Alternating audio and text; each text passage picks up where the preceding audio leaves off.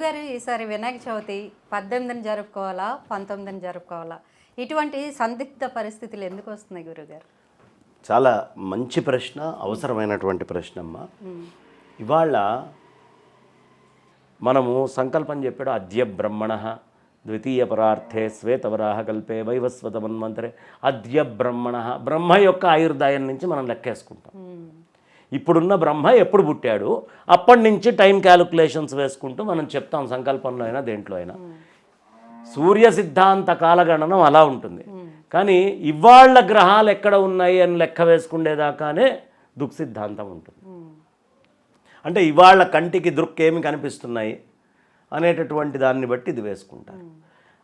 అందుకనే మనకి నక్షత్రాలకు వచ్చేటప్పటికి సూర్య సిద్ధాంతానికి దీనికి చెప్పుకోవాల్సి వస్తే, ఏదైతే సూర్య సిద్ధాంతంలో మేషరాశి దీన్ని తీసుకొని వచ్చారు, ఇదిగో ఈ అశ్విని నక్షత్రం ఇక్కడ అంటారు.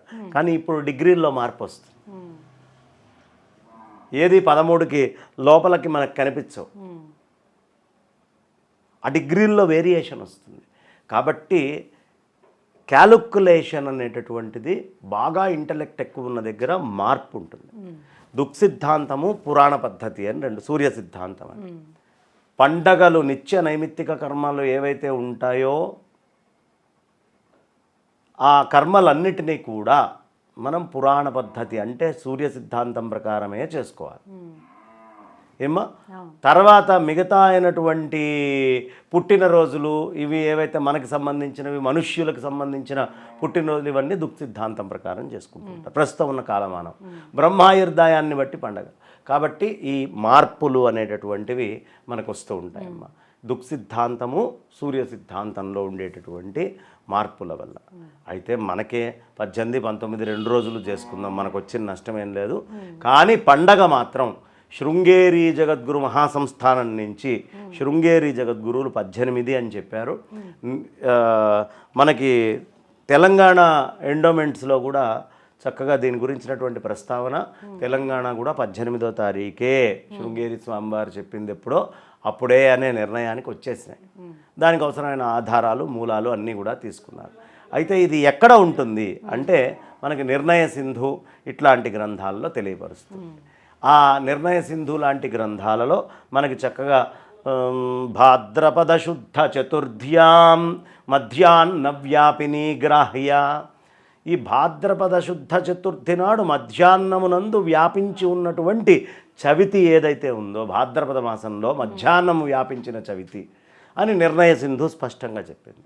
కాబట్టి ఈ మధ్యాహ్న కాలంలో ఉండేటటువంటి చవితి మనకి ఎప్పుడు లభిస్తోంది? 18వ తారీఖు నాడు చక్కగా సుస్పష్టంగా అన్ని లక్షణాలు, అదొకటేగా మధ్యాహ్నం ఒకటనే కాదు, అన్ని లక్షణాలు కూడా అక్కడ ఎక్కువగా కనిపిస్తున్నాయి. అలాగే చతుర్థి గణనాథస్య మాతృవిద్ధా ప్రశస్యతే మధ్యాహ్న వ్యాపిని చేత్ స్యాత్ పరితశ్చేత్ పరేహణి.